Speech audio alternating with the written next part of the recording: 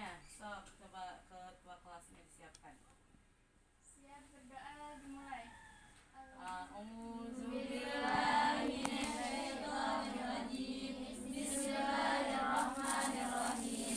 Alhamdulillahirabbil alamin. Arrahmanirrahim. Maliki yaumiddin. Iyyaka na'budu wa iyyaka nasta'in. Ihdinas siratal mustaqim. Siratal ladzina an'amta 'alaihim ghairil maghdubi 'alaihim waladdallin. Amin. Rabbi zidni ilma warzuqni fahma birahmatika ya arhamar rahimin ya rabbal alamin. Alhamdulillahirrahmanirrahim. Baik ya, sebelum Ibu mulai pembelajaran hari ini, Ibu akan mengabsen ya hari ini. Yang Ibu panggil, acungkan tangan, hadirah ya. Coba Anissa Nurfadila ada? Hadirah. Baik, Nisa Anggraini, Dewi Audra Safira, Mardia, Hadirah. setelah ini Maya Humaira, Hadirah. Najwa Alia, Hadirah. Nia Wahyu, Hadirah. Nurul Safina, Hadirah. Rafida, ada? Oh, sakit ya, semoga cepat sembuh ini. Rahmadani, Hadirah. Sahratul Aini, Hadirah. Sumardani, ada Sumardani? Izinmu. Izin. Ya, Sumi ada? Ya. Semoga yang sakit cepat disembuhkan oleh Allah Subhanahu wa taala, dan yang izin semoga dilancarkan keperluannya ya. Amin. Sebelum Ibu mulai hari ini, Ibu tanya sekarang kita pelajaran apa ini? Sejarah budaya Islam. Nah, udah pada tahu kan ya, sejarah budaya Islam. Kita memasuki semester 2 ya sekarang. Sebelum mulai, Ibu akan menjelaskan tujuan pembelajarannya dulu ya.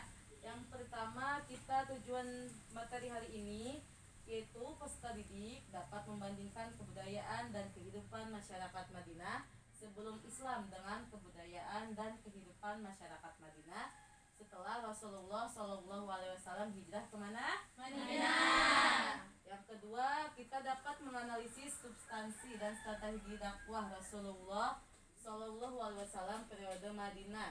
Dan yang ketiga, kita dapat menafsirkan substansi piagam Madinah. Dan yang terakhir, tujuan pembelajarannya dapat mengukur keberhasilan piagam Madinah dalam dakwah Rasulullah SAW periode apa? Madinah. Ya. Nah, sekarang kita bahas ya materinya ya. Diperhatikan baik-baik dan disimak baik, Mbak. Baik. Udah ya, duduknya udah rapi semua? Nah, sebelum mulai jangan ada yang ngobrol, perhatikan ke depan. Sekarang Ibu akan membahas tentang perkembangan Islam masa Rasulullah SAW periode Madinah. Ada yang pernah mendengar belum periode Madinah? Belum ya? Nanti Ibu jelaskan ya. Jadi nanti Ibu akan ada soal untuk maju ke depan ya. Pertama Ibu jelaskan dulu. Yang pertama kita bahas kebudayaan dan kondisi masyarakat Madinah sebelum Islam. Nah, berarti sebelum Islam ini ada apa tuh? Ada Islam apa aja? Banyak ya. Jadi sebelum masyarakat Madinah memeluk Islam. Nah, lanjutin ya. Madinah pada mulanya bernama Yasrib. Dinamakan Yasrib karena orang pertama yang tinggal di kota ini bernama Yasrib.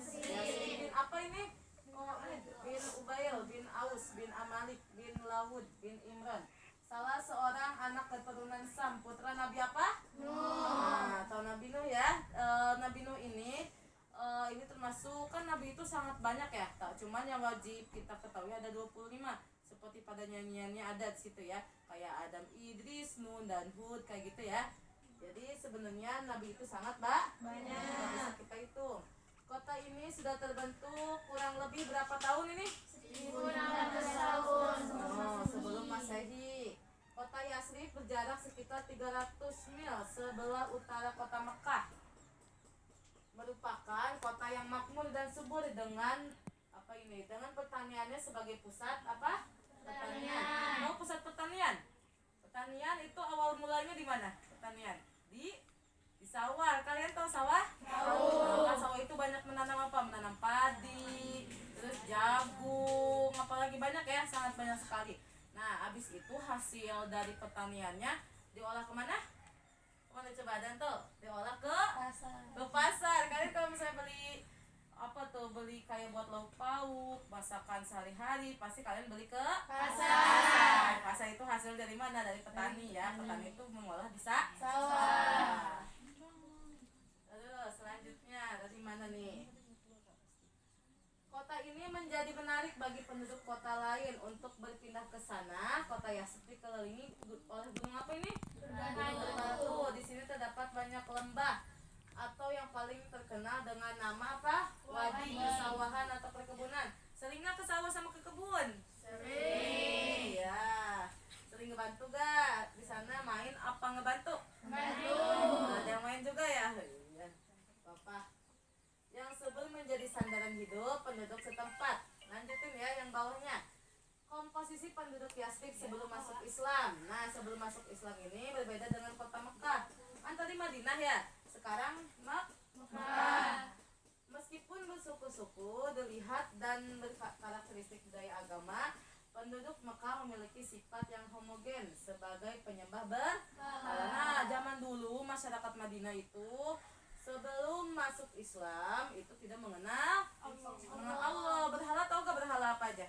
Patung, terus hewan. Jadi pada disembah ya. Jadi tidak mengenal Allah. Jadi sebelum Rasulullah hijrah tuh ke Madinah kayak itu, beliau itu tidak mengenal apa tadi? Allah ya, hanya menyembah berhala, menyembah hewan ya. Jadi tidak ingat itu siapa Allah ya. Alhamdulillah ya zaman sekarang tidak ada ya, dijauhkan, naudzubillah min dzalik. Terus mana lagi nih tadi? Nah, sedangkan wilayah Yazd memiliki penduduk selain terdiri atas beberapa suku, juga ada suku Yahudi. Di sana dominan memeluk agama Samawi dan juga memeluk agama Nasrani. Jadi tidak ada Islam ya pada zaman dulu ya. Nah, pada ininya banyak suku-sukunya, suku Yahudi. Yahudi kan orang-orang yang ini ya, orang-orang yang tidak mengenal Allah banyaknya pada musyrik kayak gitu. Nah, di sini masyarakat Yazd sebelum Islam dapat dikelompokkan menjadi ada 3 ya. Sebenarnya ada 3. Pertama coba baca apa ini? Suku Aus dan Khazraj. Suku Aus dan suku Khazraj ini apa nih? Kedua suku ini awal mulanya adalah nama dari 2 orang saudara kandung. Nah, saudara kandung ya, berarti suku Aus dan Khazraj. Ini tuh nama ya. Cuman ini saudara kan? Anak dari siapa? Haris bin Salabah, dari istrinya yang bernama apa? Kila binti Al-Qom ya. Bin Amr bin Jabna. Pada perkembangan selanjutnya, Aus dan Khazraj menjadi 2 nama kabilah besar di Yazd selama kurang lebih berapa tahun? 120 tahun. 120 tahun. Saling bertingkai. Pertikaian ini tidak lain disebabkan karena provokasi kaum Yahudi yang iri dengan kemajuan suku apa? Aus dan kaum Khazraj. Akibat provokasi kaum Yahudi, suku Aus dan Khazraj terlibat perang saudara. Pernah ada yang tahu gak perang saudara zaman dulu? Nah, ini itu suku Aus dan Khazraj ini tadinya saudara kandung. Cuman gara-gara ada yang sirik, ada yang ingin mempecah belahkan ini saudara kandung, maka ini dua-duanya jadi iri. Tahu iri? Nah, misal ini pengen menang, dua-duanya gak ada yang mau ngalah. Jadi akhirnya terjadilah perang saudara ya. Nah, lanjut yang kedua ada kaum apa? Yahudi. Kaum Yahudi berada di bawah tekanan siapa? Bangsa Asyur dan Romawi. Mereka cenderung berpihak kepada orang-orang Hijaz ya. Orang Hijaz walaupun pada dasarnya mereka adalah orang Ibrani. Setelah bergabung dengan orang-orang Hijaz, gaya hidup mereka berubah menjadi gaya hidup orang apa? Arab ya, berbahasa Arab ya. Nah, zaman dulu itu ada gak yang bahasa Indonesia? Yang bahasa Sunda ada gak? Gak ada ya, adanya bahasa Arab sehariannya. Dah, lanjut. Nah, yang terakhir ada apa ini? Kaum musyrik. Pernah mendengar musyrik? Misal kita percaya selain Allah itu bisa dibilang musyrik juga ya. Jangan sampai ada yang sekarang percaya, tapi zaman sekarang ada juga ya yang percaya kepada selain Allah. Seperti pergi kemana? Ke dukun ya, ke dukun-dukun yang sakti, katanya ingin mendapatkan harta yang lebih. Tidak percaya adanya Allah, mereka pergi ke dukun. Masih ada zaman sekarang juga ya, itu yang apa, musyrik ya, tidak percaya Allah. Nah, coba mana lagi nih? Mereka adalah orang musyrik yang menetap di beberapa kabilah Madinah. Mereka tidak memiliki kekuasaan atas penduduk Yasrib. Yang tadi ya, yang kedua ya, Yasrib ya. Bisa dikatakan bahwa mereka adalah kaum minoritas yang hidup di Yasrib. Mereka memiliki seorang tokoh bernama siapa? Abdullah bin Ubay. Abdullah bin Ubay ya. Sebelum Rasulullah hijrah ke Yasrib, tepatnya setelah perang Bu'ats, suku Aus dan Khazraj. Masih ingat yang tadi? Suku Aus dan Khazraj yang apa tadi? Perang saudara ya. Telah sepakat untuk menobatkan Abdullah bin Ubay menjadi pemimpin kelompok mereka. Nah, jangan dulu ya. Selanjutnya Yasrib yang kemudian diganti nama menjadi apa ini? Madinatul Munawwarah. Ada yang pernah ingat? Yang pernah tahu gak Madinatul Munawwarah? Ada? Enggak ya, nih di sini tadi Yasrib nih namanya ya. Diubah menjadi Madinatul Munawwarah. Setelah kedatangan siapa? Rasulullah SAW. Yang tadi tuh, yang tadinya pada kepecah belah, pada perang saudara ya, datanglah Rasulullah SAW untuk apa? Untuk membenarkan ajaran yang ada pada kaum itu, untuk membenarkan yang tadi pertengkaran ya. Datang nih Rasulullah SAW. Ini menjadi sangat terkenal. Kedatangan komunitas muslim Mekah ke Madinah sangat dinantikan oleh siapa? Saudara-saudaranya seiman di kota. Ada sebenarnya beberapa yang ingin masuk ke Islam ya. Setelah kedatangan Rasulullah ini dinanti oleh masyarakat pada kaum dulu ya. Karena Rasulullah ini membawa ajaran apa tadi? Islam. Nah, kedua di sini ada substansi dan strategi dakwah Rasulullah SAW di Madinah. Coba ibu pengen dijelaskan ya oleh, maju ke depan ya, berani ya. Ya nanti dijelasin lagi itu yang pojok ya. Tapi ini tepuk tangan dulu untuk yang berani maju ke depan. Nih. Coba bacakan, ibu pengen dibacakan yang ini sampai sini ya. Coba. Substansi dan strategi dakwah Rasulullah SAW di Madinah. Kaum muslimin di Madinah telah mengetahui kabar berita kepergian Rasulullah SAW dari Mekah. Setiap pagi mereka berbondong-bondong menuju Al-Harrah, menunggu kedatangan beliau. Hingga pada akhirnya mereka terpaksa pulang karena teriknya matahari. Suatu hari mereka juga terpaksa pulang setelah lama menunggu kedatangan Rasulullah SAW. Tatkala mereka sudah beranjak ke rumah masing-masing, seorang laki-laki Yahudi naik ke atas atap rumahnya. Lalu dia melihat Rasulullah SAW dan para sahabatnya memakai baju putih. Nah, bagus ya. Ada tepuk tangan untuk ini ya. Bagus ya, udah berani maju ke depan. Nanti ibu tunjuk lagi ya untuk maju ke depan. Nah, sekarang kita membahas substansi dan strategi. Nah, orang kaum muslimin ini di Madinah telah mengetahui kabar kepergian Rasulullah. Karena Rasulullah itu pergi ya. Terus dinanti-nanti lagi kehadiran Rasulullah. Jadi ingat ini ya, Maulid Nabi gitu yang apa? Hari lahirnya Nabi Muhammad Shallallahu Alaihi Wasallam. Sangat dinanti-nanti ya, yang datang mengendarai unta ya, seekor unta ditunggu-tunggu. Katanya mau pakai baju apa ini? Putih. Baju putih ya. Orang-orang yang di sana menunggu sekali sampai dilihat-lihat, mana nih belum datang kayak gitu ya. Akhirnya Rasulullah SAW datang kemana ini? Ke Madinah ya, ke Makkah ya. Hari itu adalah hari bersejarah yang sangat ditunggu-tunggu masyarakat Madinah. Di Madinah rumah-rumah dan jalan ketika itu bergemuruh dengan petikan tahmid dan takdis penyucian. Putri apa ini? Putra-putri kaum apa? Ansor artinya apa? Penolong. Kan ada kaum Ansor ya, menyanyikan bait-bait. Nah, pas Rasulullah datang, menyanyikan bukan menyanyikan nyanyi biasa ya, tapi bersolat. Tahu nggak yang sholat tolaan? Bisa? Coba baca bareng-bareng. Bisa nggak sholat kayak gitu? Tola'al badru ala. Bisa? Coba sekali ya. 1, 2, 3. Tola'al badru alaina min saniyatil wada wajaba syukru alaina pada alillahi dah. Nah, jadi ditunggu-tunggu ya. Pas Rasulullah datang, mereka berbait ya, berbait tadi ya, penyanyi itu berbait ya, tapi sholawat yang tadi. Selanjutnya, sekalipun orang-orang Ansor bukanlah orang yang sudah berkecukupan. Nah, orang Ansor ini tadi penolong ya, bukan orang kaya ya, namun orang sederhana. Namun mereka berharap rumahnya disinggahi oleh Rasulullah Shallallahu Alaihi Wasallam. Kalian ingin gak dimimpikan oleh Rasulullah?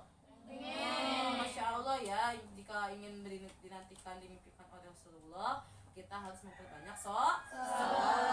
Kalau sholat, sering habis sholat sering baca sholawat gak? Minimal baca sholawat Allahumma sholli ala sayyidina Muhammad wa ala ali sayyidina Muhammad ya. Jangan habis sholat langsung pakai mukena lagi, dilepas mukena ya, cuma zikir aja, habis zikir langsung aja beres-beres ya. Dan habis sholat baca zikir dulu, terus baca doa. Dan jangan lupa sholawat ya, sholawat ya.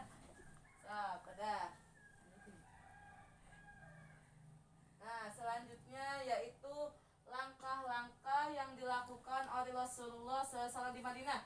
Kan Rasulullah datang ke Madinah bukan maksud untuk gak ada tujuan ya, tapi ada tujuannya ada 3 ya. Yang pertama kita baca untuk membangun apa? Masjid. Nah, Rasulullah cuma datang ke Madinah aja gak mungkin ya, cuman Rasulullah ada maksudnya, yaitu pertama membangun masjid.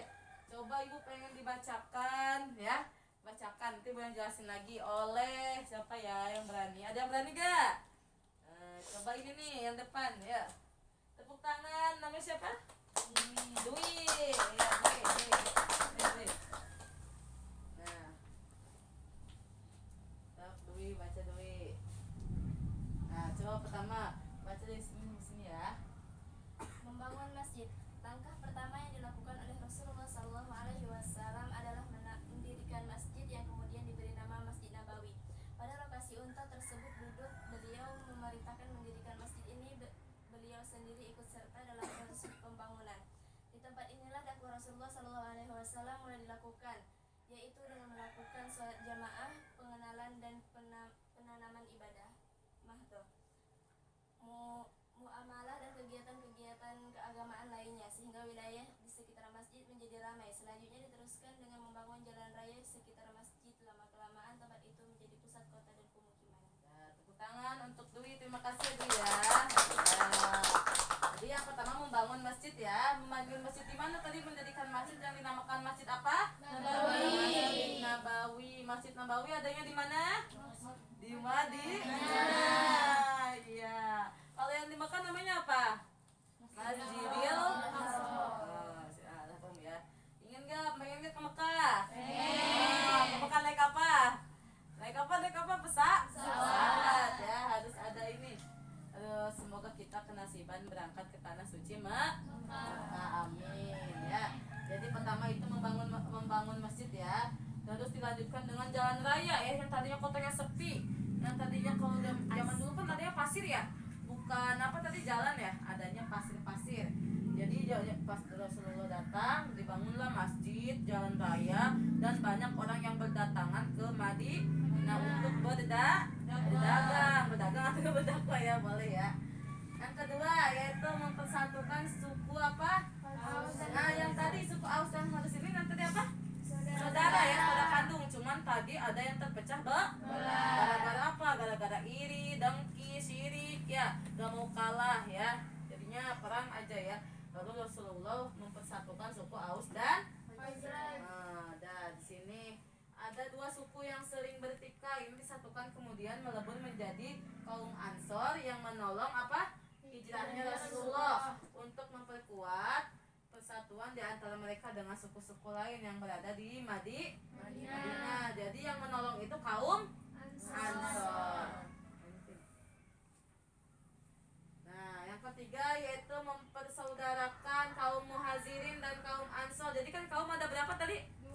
ya, ada kaum muhajirin, ada kaum ansor.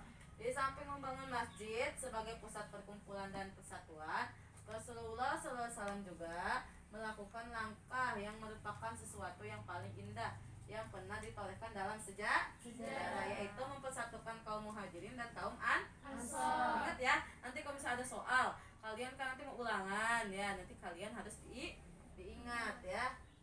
Nah, tadi persaudaraan berdasarkan agama yang menggantikan persaudaraan yang berdasarkan darah sehingga suasana menjadi lebih damai. Selanjutnya Ibu akan menjelaskan tentang kan tadi substansi dan strategi.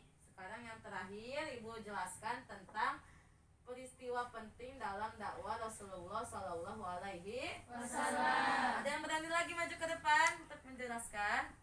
Nah, coba ya, siapa ya? Di tengah-tengah nih belum. Tengah-tengah ini. Yuk, maju ke depan. Namanya siapa? Sumi. Sumi. Ayo. Ini Sumi. Sumi akan menjelaskan tentang peristiwa penting dalam dakwah Rasulullah SAW. Piagam Madinah, ada pernah dengar gak piagam itu? Madinah. Ada gak? Enggak juga. Berikut ini beberapa peristiwa penting dalam dakwah Rasulullah SAW periode Madinah. Piagam Madinah, masa Madinah, lahirnya Piagam Madinah yang diperkirakan kurang dari 2 tahun Rasulullah SAW tinggal di Madinah ini. Membuktikan bahwa Rasulullah SAW dalam dakwahnya berhasil mengadakan konsolidasi dan negosiasi. Dengan membuktikan bahwa Rasulullah SAW dalam dakwahnya berhasil mengadakan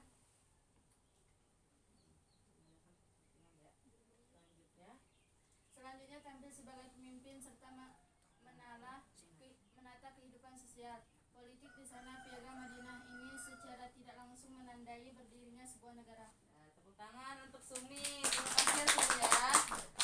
Ya, jadi Piagam Madinah ini bisa diartikan, ingat ya, bisa diartikan yaitu secara tidak langsung menandai berdirinya sebuah negara. Ya, pintar. Udah pada pintar. Para sejarawan menyebut bahwa Piagam Madinah sebagai konstitusi tertua di dunia. Sepanjang sejarah piagam tersebut menjamin kebebasan beragama kaum Yahudi. Nah, yang kedua ada apa ini? Respon Nabi terhadap kaum kafir. Ada yang pernah mendengar gak orang kafir? Orang kafir menyembah siapa? Berhala ya. Nih, sampai sekarang juga ada aja ya orang kafir yang tidak mau menyembah Allah. Selama berdakwah Rasulullah belum pernah memaksa, apalagi memerangi seorang pun untuk memeluk Islam. Ya, ajakan tersebut hanya sebatas menyampaikan kabar gembira saja ya. Nah, di sini ada ayat Quran surat Al-Hajj ayat 39. Coba bacakan bareng-bareng. A'udzubillahi minasyaitonirrajim. Bismillahirrahmanirrahim. Azina lilladzina yuqataluna bi'annahum wa annallaha ala nasrihim laqadir. Artinya apa? Coba bacakan.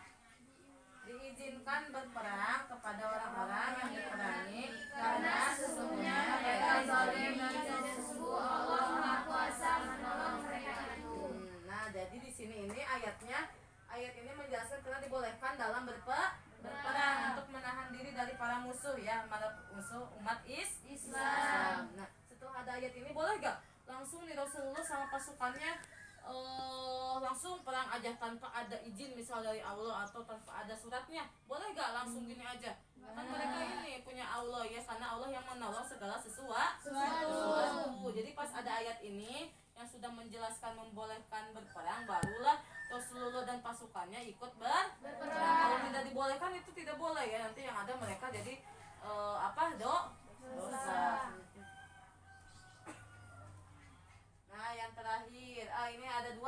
Ada perang itu ada perang apa aja di sini? Ada peristiwa Badar sama peristiwa Uhud. Perang pertama dinamakan perang Badar. Tahu gak perang Badar zaman dulu? Ada perang Badar dan ada perang Uhud. Nah, zaman dulu itu perangnya bukan pakai pistol, bukan ya. Pakai apa coba kalian tahu? Pedang. Terus apa lagi, Pak? Panah ya. Terus menaiki apa? Kuda. kuda, unta, apalagi zaman dulu ada gajah yang gitu gak? Ada ya, zaman-zaman dulu ya. Nah, ini perang terbesar nih, perang terbesar ingin apa? Ingin mempersatukan para kaum itu ya. Jadilah terjadi perang Badar. Yang kedua ada perang apa? Uhud. Kekalahan dalam perang Badar membuat kaum kafir Quraisy. Nah, di sini kaum kafir Quraisy kalah ya. Tentara jadi kaum apa? Kaum yang di Rasulullah ini menang. Tapi ke pasukan Quraisy tidak terima karena kemenang. Langsung aja terjadi lagi peristiwa perang Uhud ya. Tapi tetap di peristiwa perang Uhud ini tetap kalah ya, karena Allah sudah menolong yang udah ditakdirkan menang ya. Tidak mungkin kalau misalnya ini menang bakal terjadi ke zaman sekarang, enggak ya. Nah, selesai ya, Ibu jelaskan selesai. Alhamdulillahirabbil alamin. Tapi yang tadi Ibu jelaskan paham? Paham. Di sini Ibu ada soal latihan. Soal latihan ada 3 ya. Di sini Ibu nanti kasih waktu 5 menit untuk mengisi soal 3 ya. 3 saja ya. Yang pertama, bagaimana kebudayaan dan kondisi masyarakat Madinah sebelum Islam. Dan yang kedua, bagaimana langkah-langkah yang dilakukan oleh Rasulullah SAW di Madinah. Dan yang ketiga, pertanyaannya, apa yang dimaksud piagam Madinah? Coba Ibu beri waktu. Tadi yang Ibu udah bagikan ya buku paketnya ya, dilihat di buku paket jawabannya, dibaca-baca dulu aja ya. Nanti jawabannya cari di situ. Dikumpulkan ke ibunya pakai kertas lembar aja ya. Ibu kasih waktu 5 menit. Nanti kalau udah selesai, siapa yang berani maju ke depan untuk memberikan jawabannya? Ya, nomor 1, 2, dan 3. 5 menit saja dari sekarang. Jawabannya bisa dilihat di buku paket Sejarah Kebudayaan Islam. Coba sok Ibu lihat satu-satu.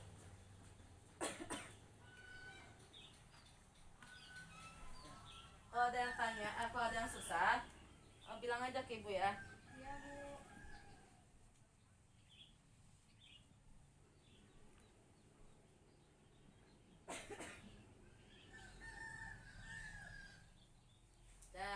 Udah selesai ya, 5 menit.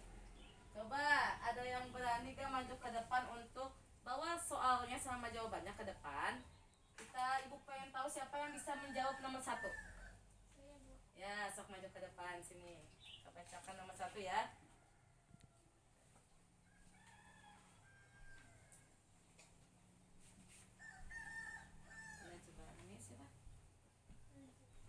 Najwa akan membacakan nomor 1 jawabannya. Coba Najwa, kan bagaimana kebudayaan dan kondisi masyarakat Madinah sebelum Islam. Sok Najwa jelasin di sini. Tengah. Sok.